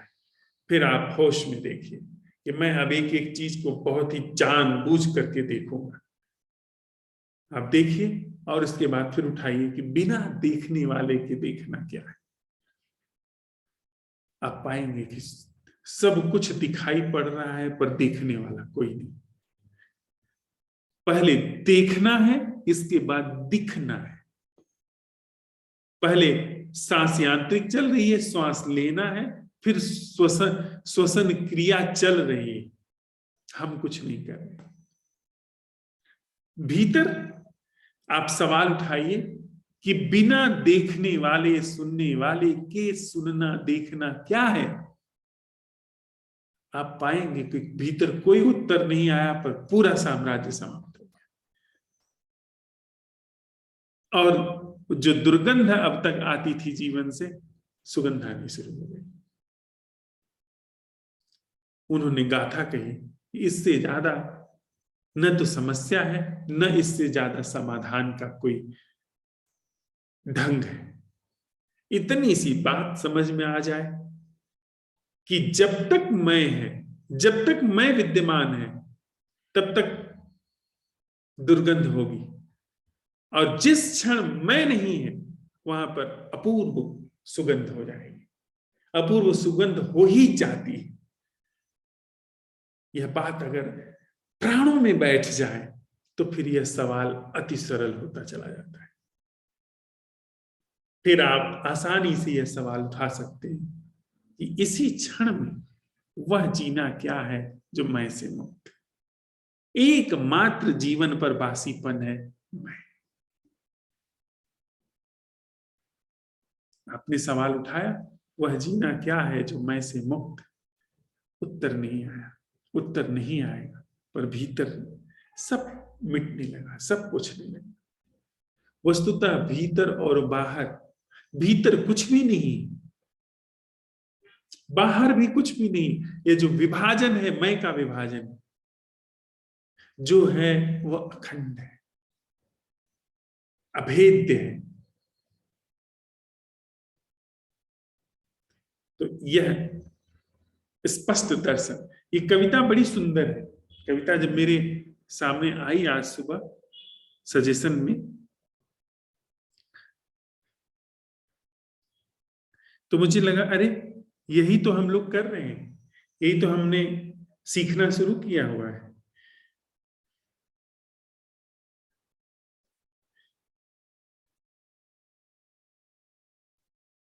एक बार इस पर एक एक शब्द पर हम अगर समझें, इसके आशय को समझें, तो बहुत कुछ है जो स्पष्ट होता चला जाता है। कविता का शीर्षक है उसके पदचिन्ह। प्रश्न हम अपने जीवन पर उठा रहे हैं, लेकिन पदचिन्ह उसके कैसे जीवन पर उतरते चले आते हैं बिना हमें पता चले, उस पर यह कविता इशारा करती है। जब भी मेरी कलम शब्दों से निशब्द घेर पाती है, मैं कविता हो जाता हूं।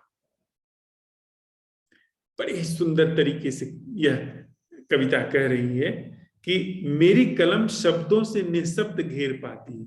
निशब्द कैसे घेरिएगा? शब्दों से। शब्द जो भी घेर सकते हैं वो शब्द ही घेर सकते हैं, शब्दों को निशब्द की पहचान कैसे होगी? पर यह प्रश्न देखिए कैसे घेरता है। जब हम ये सवाल उठा रहे हैं कि वह जीना क्या है जो मैं से मुक्त है, इनमें शब्द शामिल है, लेकिन इसका जो इशारा है वह निशब्द की ओर गया।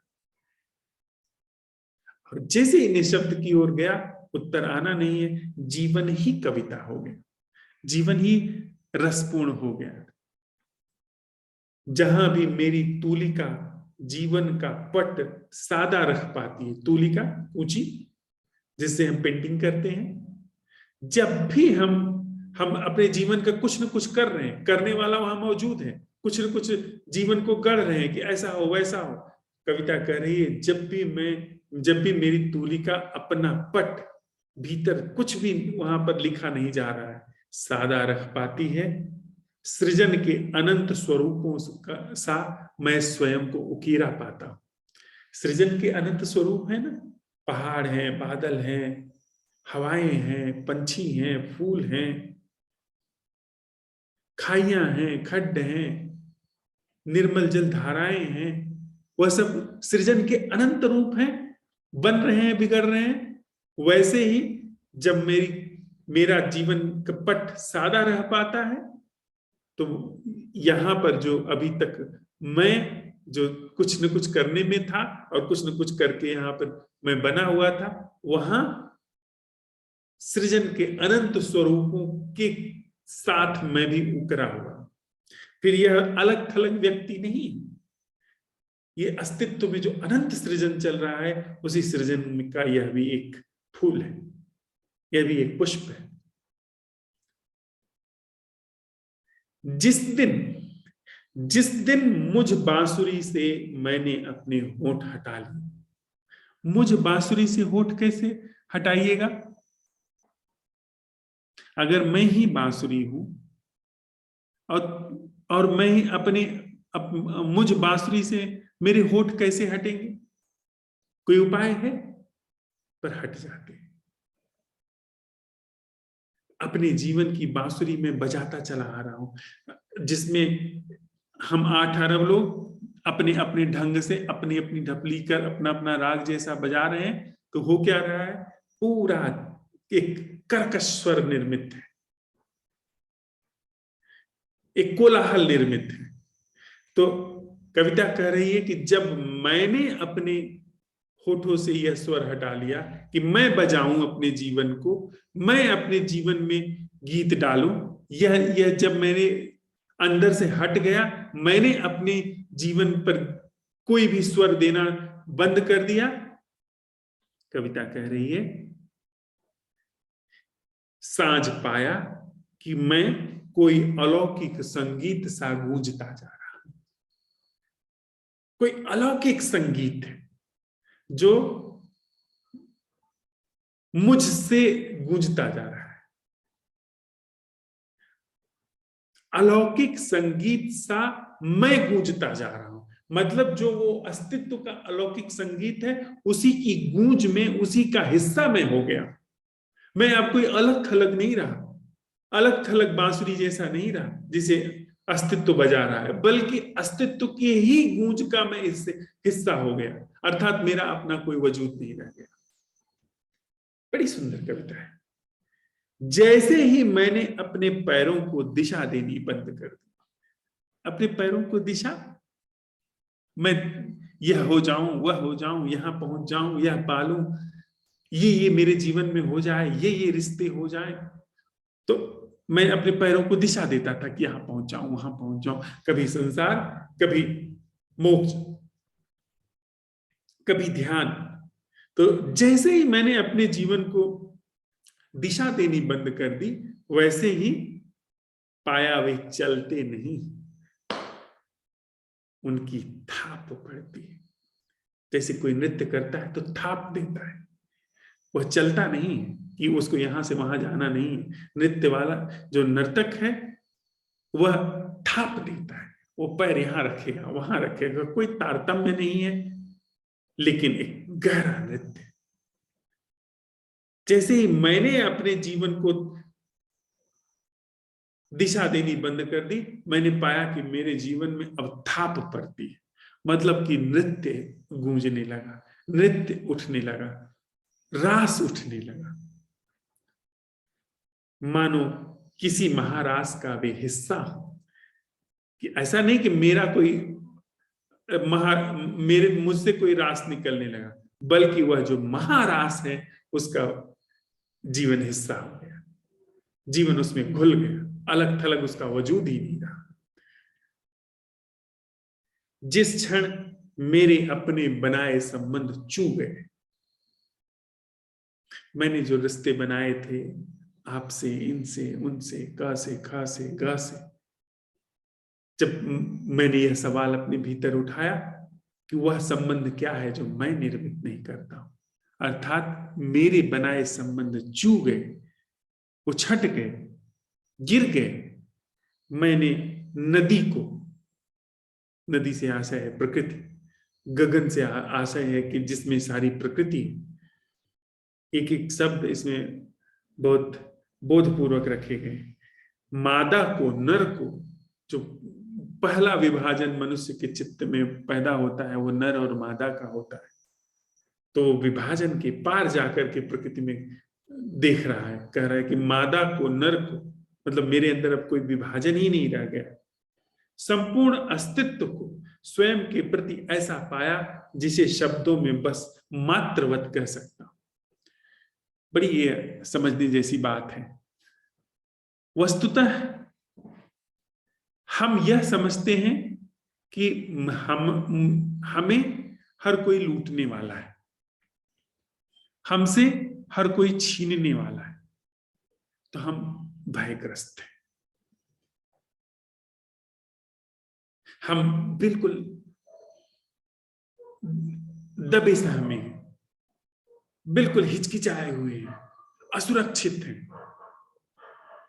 क्योंकि सारा जो जीवन हमारा है वह हमारे शरीर के इर्द गिर्द ही, शरीर के ही धर्मों के इर्द गिर्द ही वह सिमटा हुआ है। लेकिन जैसे ही ऐसे किसी जीवन का मुझे पता चला जो कि शरीर के धर्म के पार है, जो नर और मादा के पार है, जो सारे विभाजन के पार है, जो कुछ होने कुछ न होने के, प्रकृति के और आकाश के पार है, ऐसे जैसे ही मुझे नहीं, जैसे ही जीवन में वह जीवन उद्घाटित हुआ, वैसे ही अभूतपूर्व घटना घटी कि सारा अस्तित्व मेरे प्रति मात्रवत हो गया।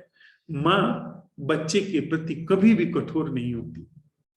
बच्चे को सबसे ज्यादा किसी के ऊपर भरोसा होता है तो माँ के ऊपर होता है। विपरीत से विपरीत परिस्थितियों में वह समझता है कि माँ मेरे विपरीत नहीं जाएगी, वह मेरे कल्याण का, मेरे शुभ के लिए, मेरी अच्छाई के लिए काम करेगी। तो यह सारा अस्तित्व मेरे लिए मात्रवत हो गया कि अस्तित्व जो भी कर रहा है, जो भी करेगा वह मेरे परम कल्याण के लिए करेगा। और वह जब परम कल्याण के लिए कर रहा है तो सारे रिश्ते नाते जो मेरे नहीं थे, मेरे रिश्ते नाते नहीं, मेरे रिश्ते नाते तो चू गए, मेरे रिश्ते नाते तो ढल गए।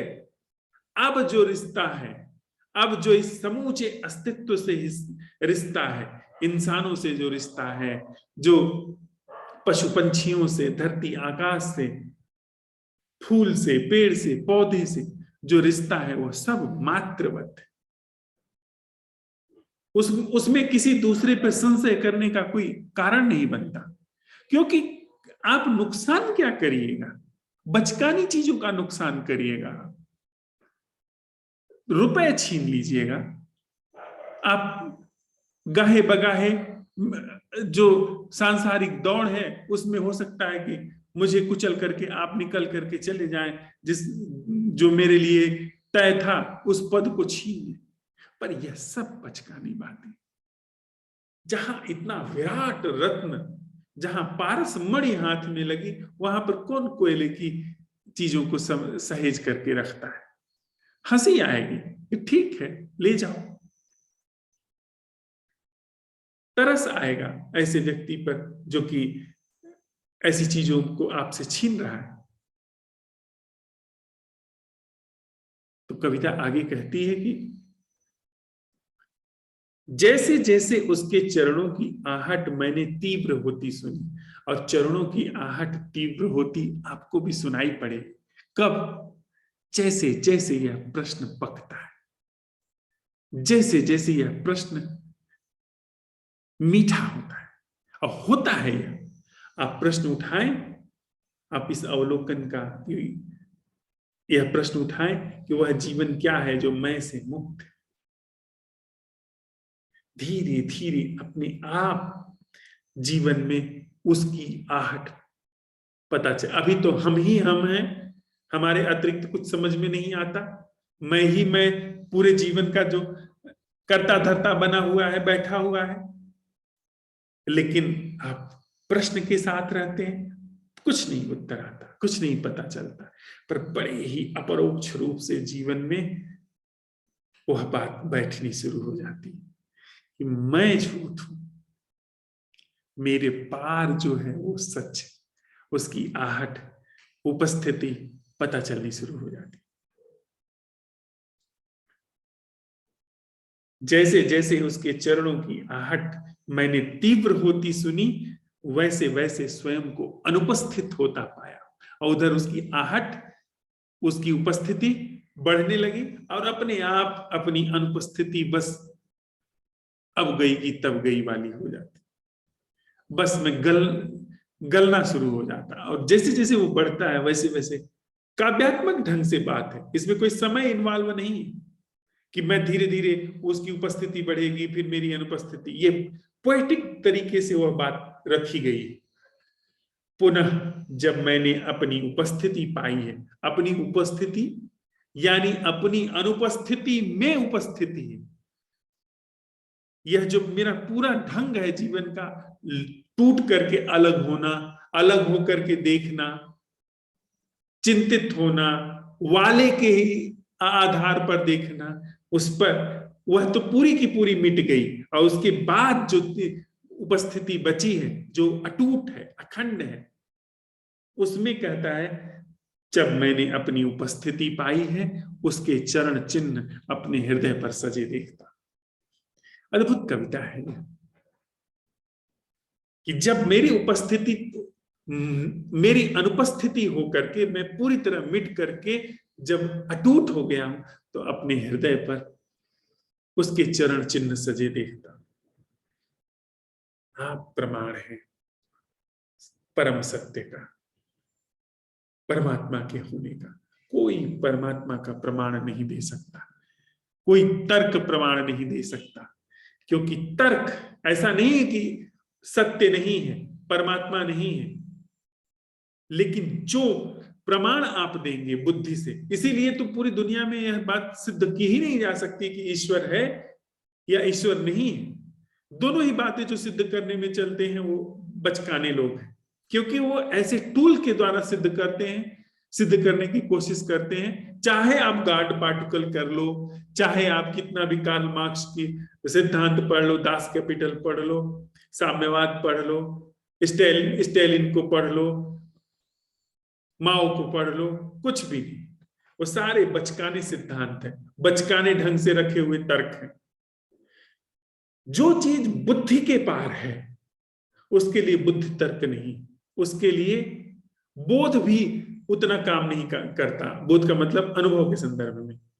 उसके लिए आप खुद ही जब मिट करके देख लो अनुभव के आधार पर और बुद्धि के आधार पर मिट करके देख लो कि जीवन में परम रस उद्घाटित होने लगा, जीवन में अकारण आनंद उद्घाटित होने लगा, सारी चिंता विसर्जित हो गई, जीवन एक नृत्य होता जा रहा है, एक उत्सव होता जा रहा है, एक गीत होता जा रहा है।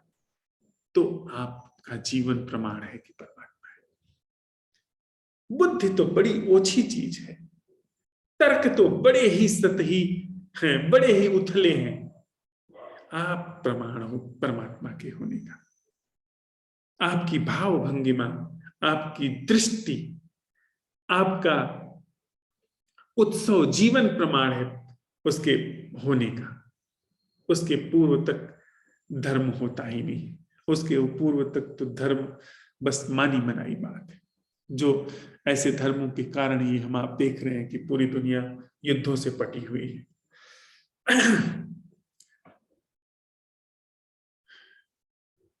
तो आज भोर की बैठक से लेके सांझ तक हम लोगों ने पूरी ज्ञानेंद्रिय और पूरे भीतर बिना देखने वाले के देखा, बिना वाले के भीतर वह देखने का प्रयोग किया, प्रश्न उठाने का।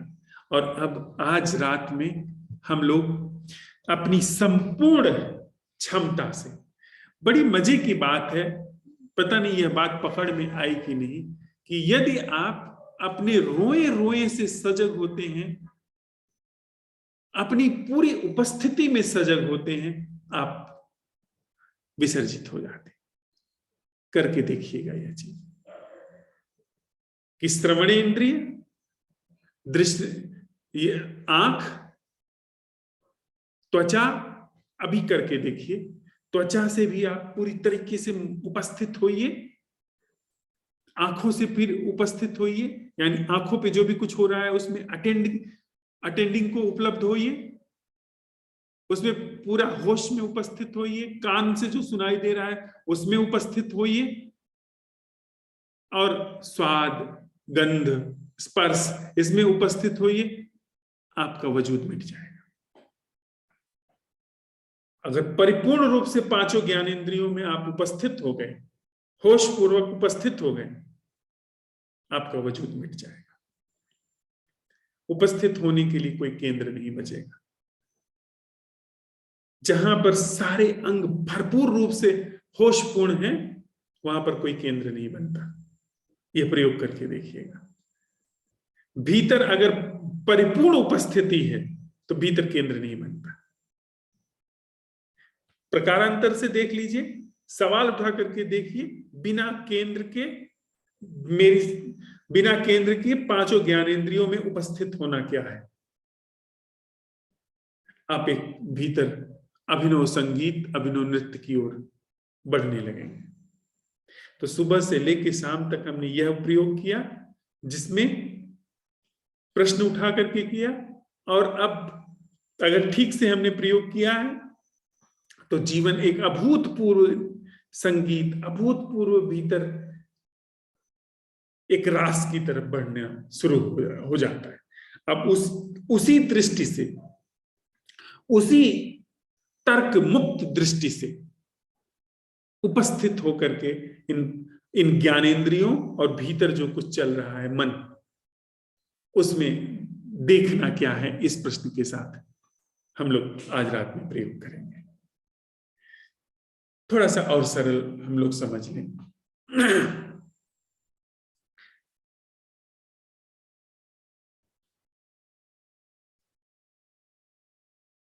एक छोटा बच्चा कैसे देखता है चीजों को?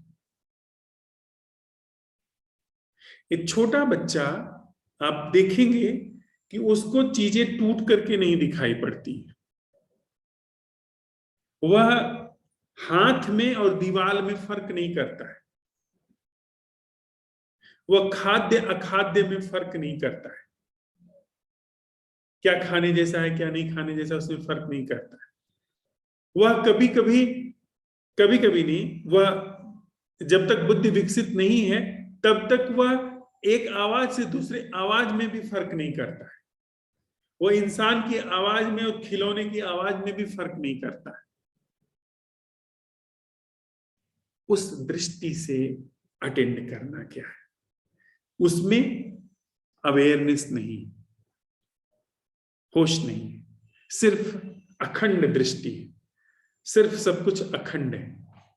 पर हम जब देखें तो उसमें होश के साथ अखंड देखना, अखंड अटेंडिंग करना क्या है?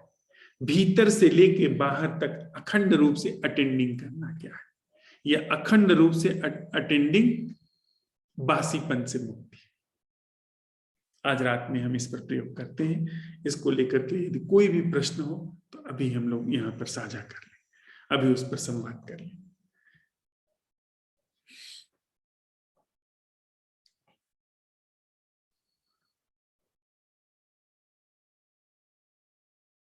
जैसे एक छोटा बच्चा उपस्थित होता है कमरे में, जैसे एक छोटा बच्चा अपने भीतर उपस्थित होता है, बस फर्क है हम सब होश में, बच्चा होश में नहीं है। ऐसे अपने को पूरा अटेंड करना क्या है, इस पर आज हम परीक्षा करेंगे। कोई भी इसमें इस प्रश्न के साथ संशय हो तो हम लोग चर्चा कर लें। इसे एक बार और बताइए प्लीज। जैसे एक छोटा बच्चा अटेंड करता है अपने आसपास की चीजों को बिना तोड़े, बिना खंड किए, बिना विभाजन किए, वैसे ही अंदर से लेकर के बाहर तक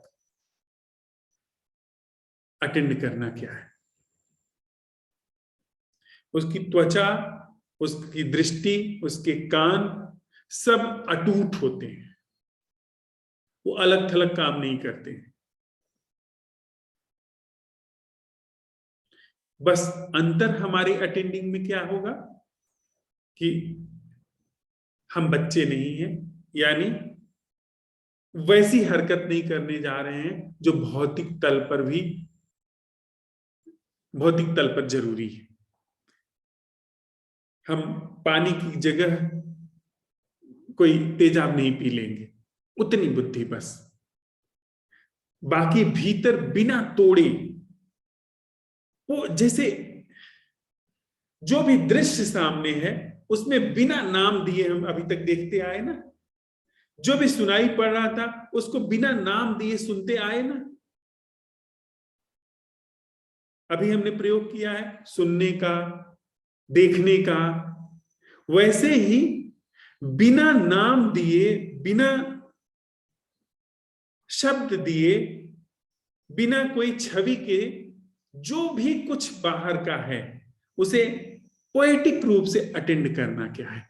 पहले सुबह में अब में फर्क ये हो गया कि सुबह सिर्फ वैज्ञानिक रूप से दृष्टि थी, अब जो है थोड़ा हृदय भी उसमें शामिल हो गया।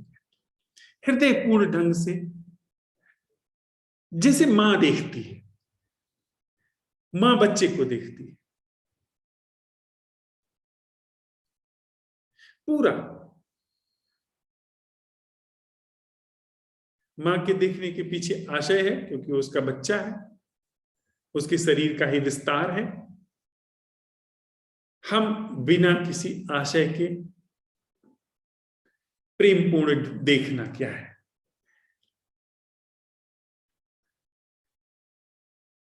अंदर से लेके बाहर तक, बिना विभाजन, अंदर और बाहर के विभाजन के बिना, कौतुकपूर्ण दृष्टि से, विस्मयपूर्ण दृष्टि से, विस्मय पूर्वक अंदर से बाहर तक देखना क्या है। कवि की दृष्टि होती है ना, बड़ी विस्मय की दृष्टि होती है, वे वह चीजें भी देख लेते हैं जो हमको नहीं दिखाई पड़ती। तो ऐसे ही पूरे अपने अंग प्रत्यंग से, अंदर से लेकर के बाहर तक उपस्थित होकर के देखना क्या है। जैसे सौंदर्य दिखता है, बांट करके नहीं दिखता, बस एक विहंगम रूप से दृष्टि होती है और दिखाई पड़ता है। ऐसे ऐसे अंदर से बाहर तक खुद को देखना क्या है।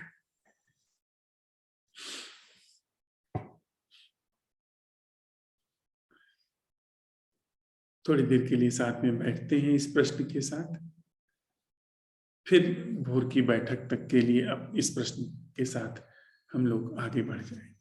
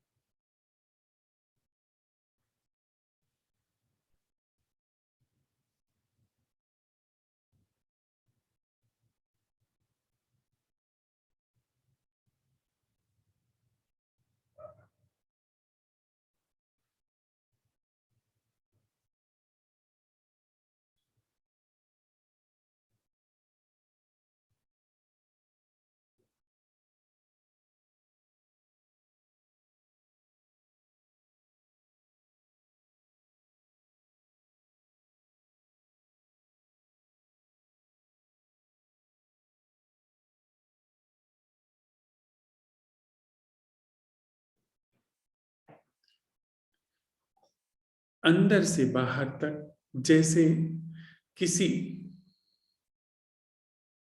नई जगह को जो कि बड़ी सुंदर है, उसको हम अपने रोए रोए से अटेंड करते हैं, देखते हैं। अचानक किसी बहुत सुंदर स्थान पर पहुंच करके हम बिल्कुल विस्मित नेत्रों से देखते हैं, विस्मय दृष्टि से देखते हैं। ऐसे ही विस्मय दृष्टि से खुद को अंदर से बाहर तक देखना क्या है। विस्मय दृष्टि से भीतर से लेकर के बाहर तक स्वयं को देखना क्या है। विस्मय दृष्टि से भीतर से लेकर के बाहर तक अखंड रूप से स्वयं को देखना क्या है।